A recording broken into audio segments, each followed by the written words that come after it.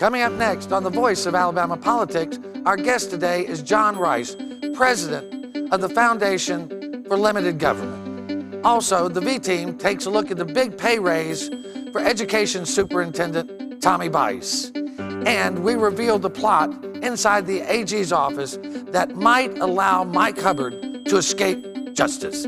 Dirty deeds being done dirt cheap at the AG's office. All this and much, much more coming up next on The V.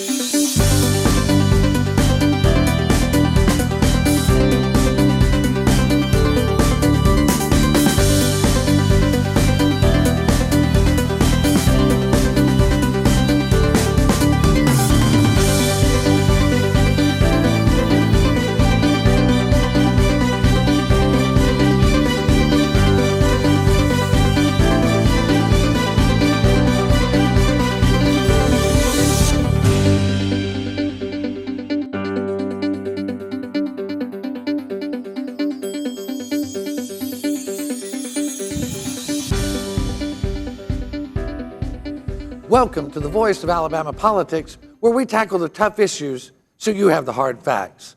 I'm your host, Bill Britt, and as always, I'm joined by the V-Team. Welcome all. Good morning. Good morning, Bill.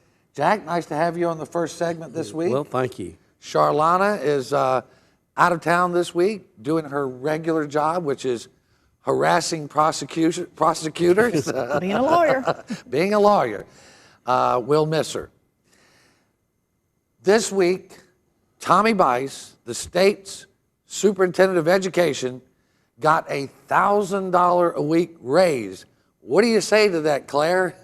Well, I mean, given the environment with educators and superintendents and state employees, it's a little bit over the top right now. I mean, and given the financial situation that we talked about on the show last week with the general fund budget and education budget, I don't know how they justify that. I mean, this is a $200,000 and $50,000 a year job, and you're getting him a little spending change, some spending money? A $52,000 a year pay raise, not including an increase of his housing allowance, a car allowance, all the other things that comes with it. I mean, this is a $300,000+ package to be the superintendent of education. When you're getting a 26% pay raise at a time when teachers haven't gotten a pay raise in 7 years. Yeah, I just... Why is that? How did this come about, Jack? How do you get that kind of raise? I mean, Mary Hunt Scott out of the Huntsville area, she really was pushing it and really standing behind him. Mary Scott Hunter. Mary Scott Hunter. Yeah. You love her, don't you, Jack? Well, I mean, personally, I like her, but I think that she has no business being on the state board. I mean, she doesn't reflect the views of Alabamians, I can tell you that. Big proponent of Common Core. She was behind this race. She defended it in the newspaper. And you had Stephanie Bell and Betty Peters saying, no, this is ridiculous. Well, it just seems to me And Stephanie Bell's always been the conservative voice of the Alabama State School Board. Absolutely. Well, and people in Alabama are conservative. And I think folks were outraged to find out that this Tommy Bice, and I like Tommy Bice, but listen, nobody should be making $300,000 a year off state government. Not when you're presiding over a system that some people say is broken. What, the 49th worst in the country? Yeah. I mean, come on, give me a break. But the biggest problem with this whole thing was the transparency of it. Okay. This was not on the agenda as we're going to give Tommy Bice a 26% pay raise or a $52,000 a year pay raise. Joe Hubbard, state representative here in Montgomery, Ann Eubank, an activist from up in the Coleman County area, both were at the meeting. Both were denied the opportunity to speak once it became obvious what was happening. They wanted to weigh in on this 26% pay raise, a $52,000 a year pay raise. And in both instances, they were told they couldn't speak because they didn't sign up ahead of time. Well, this wasn't a raise Bice had asked for, and it was not on the agenda as a 26% pay raise. You know, the problem I have is that people like Mary Scott Hunter forget they work for us. We don't work for them.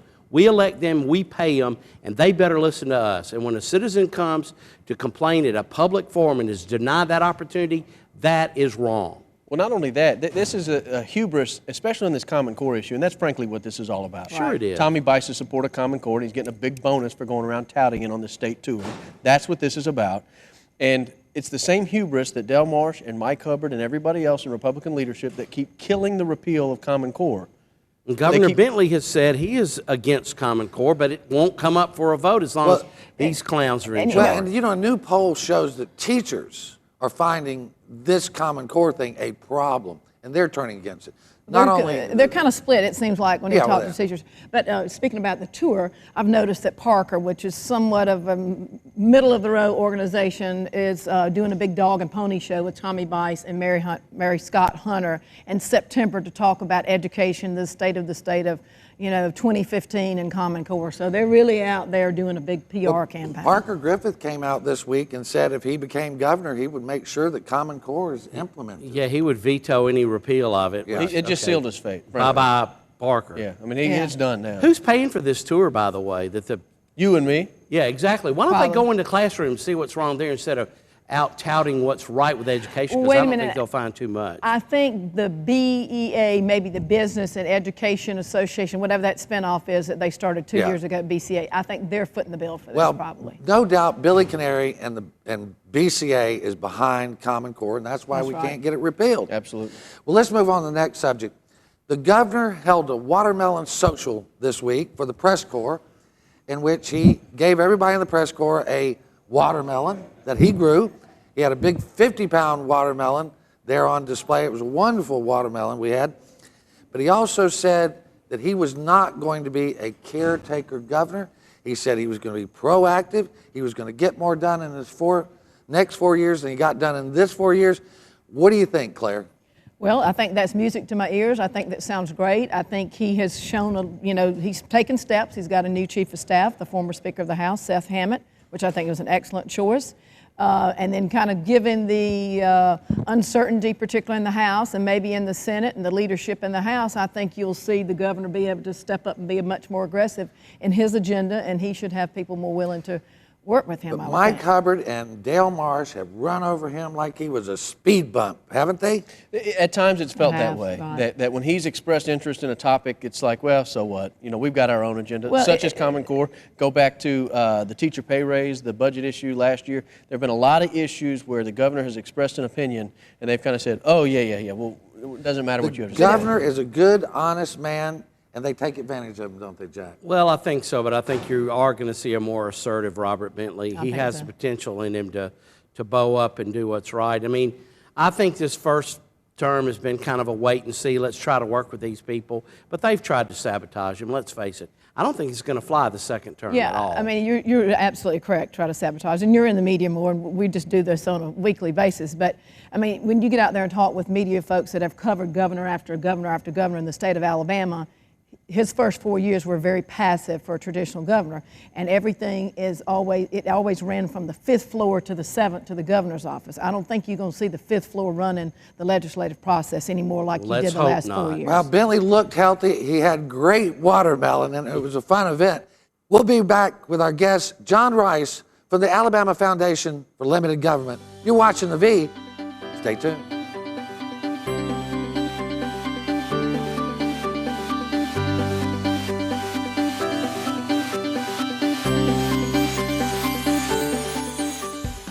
The V is sponsored by Spot On Strategies Group.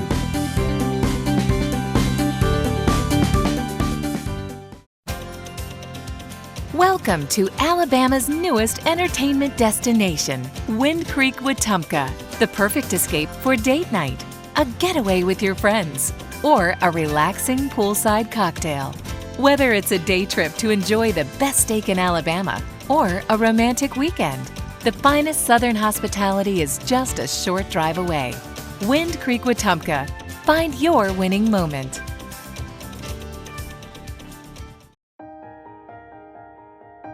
I teach. I touch the future. I am AEA. I keep the school clean every day for your children. I am AEA. Congratulations on your scholarship. I help children make choices for college and careers. I am AEA. We are AEA.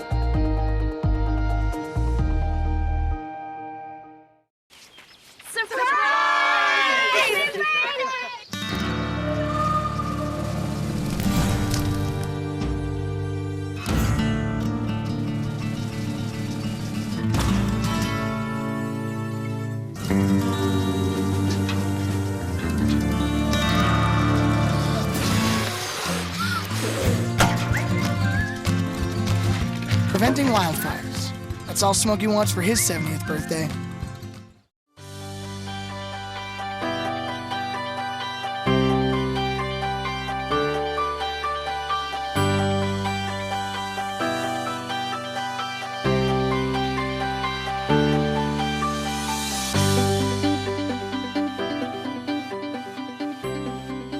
Welcome back to the V, the voice of Alabama politics.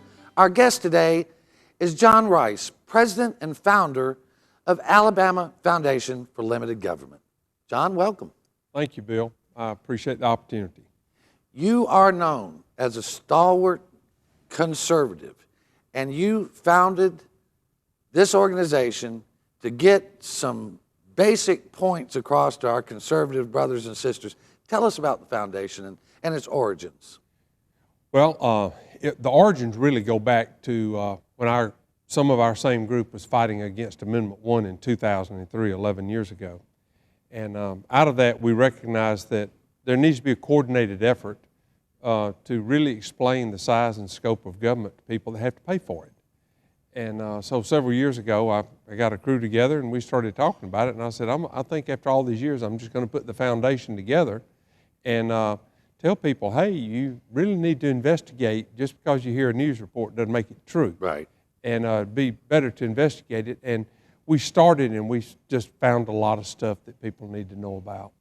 One of the things that you've focused on is this pledge. This pledge is a big deal. How did you come up with the pledge, and tell us about it? Well, the pledge, the anti-corruption pledge that we had a press conference on, and you covered it probably better than anybody in the state covered it. Thank you. The pledge has 8 points. The first one is we're asking for term limits. Term limits for these legislative positions, people that make major decisions that can affect your life, your business. They can pass a bill that almost seems innocuous, and it affects thousands and tens of thousands of businesses and individuals. So in 2013, the Alabama legislature changed the rules on campaign finance that you and I both, I'm sure, had talked to all of our friends, like, why are they doing this? Right. What's behind the scenes? Well, as I go around the state and talk to different groups, civic clubs, and wherever I get to go, I say, this is such a game changer that, and it wasn't talked about very much, but the legislature removed the lid on corporate contributions and allowing corporations to basically buy into the voting process in a very large way. Right. Corporations don't vote, but in Alabama now, they can basically buy elections. And, you know, if the legislature is sold on passing that, then they ought to be sold on limiting themselves to 2 terms, because we'll have facts and figures that will show out here over the next few months that show that corporations have involved themselves almost totally with re-election of incumbents and not the upstage of small government-inspired Republican base. You actually, through the foundation, did several initiatives, the anti-corruption pledge, and you also backed some conservative candidates against establishment candidates in the primaries, correct? Well, actually, the way the foundation was set up, part of the money can be given away to another group to spend in campaigns. Right, they have to be divided. Right, and for many, many years, back in Governor Hunt's day, he would send me, or ask me to go out when I was in the Senate, ask me to go out and find candidates for different offices, and I was pretty effective with it. And even when I left the Senate of my own free will in 1990, I continued to stay pretty close to Governor Hunt and small government-minded Republicans in the state, and we continued to recruit. So first thing I had to do was to go out and find candidates, which I did. And I found candidates for virtually every legislative office that I thought made sense. And then through my Stop Common Core PAC, which is what we're really about right now, is stopping Common Core and exposing it for what it is, which is the national takeover of the school classroom. Right, right. We went and talked to candidates, and the ones that I could find that were scared of Common Core, they were the ones that I recruited into running. Right. And so we had a good campaign and won some great races. Sure did. Well, you know, everyone who knows you for real knows that you are a true conservative, limited government guy. You did get some blowback during the election cycle from people like Bill Armistead and others who criticized you for doing exactly what Dale Marsh and other incumbents did. That is having foundations that donors can contribute to, and you don't have to tell them who it is. Well, and unfortunately, the timing of all this is that the legislature changed the rules, and it's not just for them.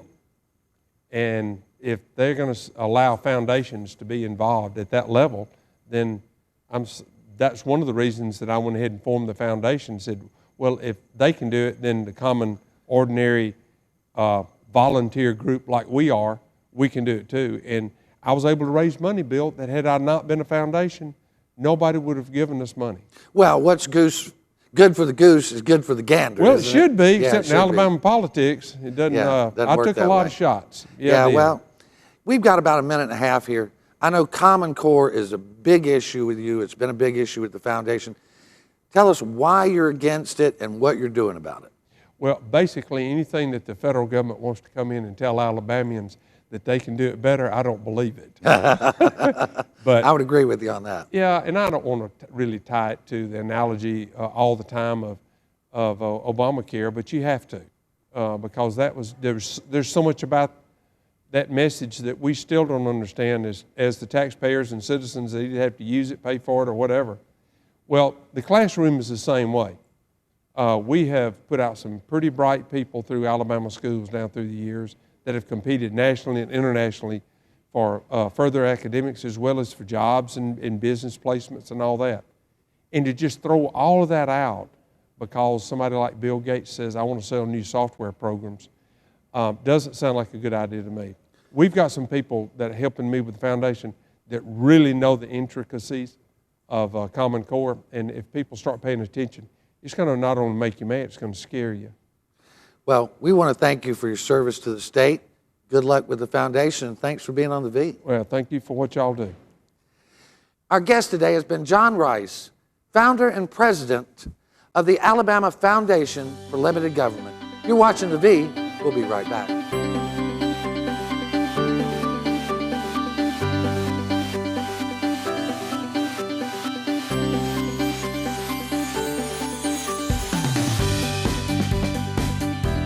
The V is sponsored by MediaWorks Communications Video Production Services for all your video production needs. Welcome to Alabama's newest entertainment destination, Wind Creek, Wetumpka, the perfect escape for date night, a getaway with your friends, or a relaxing poolside cocktail. Whether it's a day trip to enjoy the best steak in Alabama or a romantic weekend, the finest Southern hospitality is just a short drive away. Wind Creek, Wetumpka. Find your winning moment.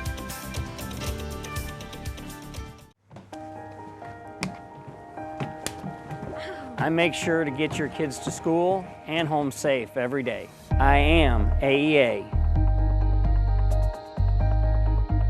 I make sure your child receives a healthy meal each day. I am AEA. Thank you, AEA, for protecting our public schools and our futures. We are AEA. Hey everybody! Heart disease affects 1 in every 3 women in America, but you can fight back. There's no time to lose. Mothers, sisters, daughters, families, and friends, it's time to shout louder, stand stronger, and demand change. Let's go! To the Batmobile. Dang it. To the invisible jet! Dang it. Together, we can put an end to heart disease. It's time to go red for women. I could use your help. Yeah! Learn more from the American Heart Association at www.goredforwomen.org.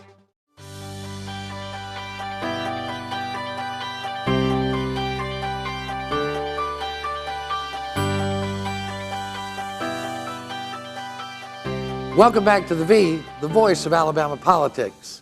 John Rice is a very interesting man, very passionate, very conservative. You guys have worked with him a lot. We have, and it's been an absolute pleasure. He's a warrior in the cause for good, clean government. I mean, that's what kind of drew us together to start working together, and I think he's been good for the state of Alabama. I've known John since 1988, and when he switched from Democrat to Republican when he was in the legislature. Passionate is a great word to describe John, and he's a great friend. Well, if you're in a foxhole and you're out of bullets and you're going to go hand to hand, Rice is a good guy to have with you, I think. Yeah, I'd probably buy him some socks. I have to say that. He gonna have a gun, I'll tell you that. And he is a hand grenade, so you're well armed. That was his nickname. He does not like stockings of any type. No, he does not. This week, Alabama political reporter revealed a plot inside the Attorney General's office to eliminate Matt Hart, the chief investigator, into Mike Hubbard. Sources inside and outside of the Attorney General's office confirm that a personnel complaint, had been filed against Hart erroneously by Kevin Turner or his minions to try to thwart justice. What do you say to that, Jack? Well, if it's true, and you've talked to people in your article, you obviously interviewed people, it's pretty bad. And for his phone records to reflect that he has called Barry Moore, who's been indicted, and Mike Hubbard, not on their office phones, but on their personal phones, at a time that they're being investigated, to me, says he needs to go. Well, you know, I've worked in the Attorney General's office under two fine men, Jeff Sessions and Bill Pryor. Neither one of them would let this kind of stuff go on. I can rest you assured of that. But this is dangerous. I mean, he's borderline on disbarment for himself, Kevin Turner, I would think. Well, our sources were impeccable. You know, I don't like to do stories with anonymous sources, but these sources were impeccable. They agreed on the facts. We feel 100% sure. And I tell you that the world in Montgomery has blown up, hasn't it, Barron? I think this is the biggest story to come out of Montgomery in quite some time, that you would have these type of shenanigans going on. What it reveals is a complete lack of institutional control over the Attorney General's office. You don't know who's in charge, you don't know who's driving the ship, and you don't know where the ship is going. All we know is there are a lot of things going on, and somebody better get a tight grip on that office and get something under control. But as long as Kevin Turner is allowed to do these things, if, as you say, they're true.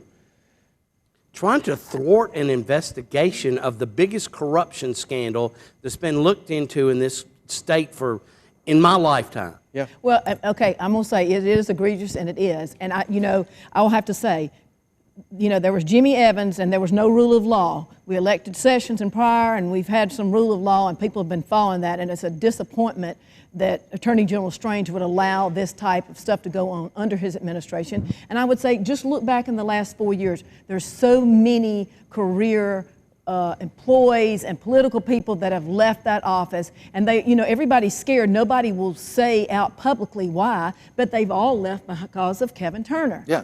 And I hope that General Strange will look and see what's going on, because this is clearly Bob. It's the Rileys. They've got Kevin Turner by the toes, and he's doing what they're telling him to do. It's like scary. Bob Haldeman in the Nixon administration, the chief of staff for Richard Nixon, who everybody was scared to death of, and they jumped like rats from a ship. I mean, people are leaving for a reason. Let's be clear. Kevin Turner started his career at Bradley Arant, a young attorney.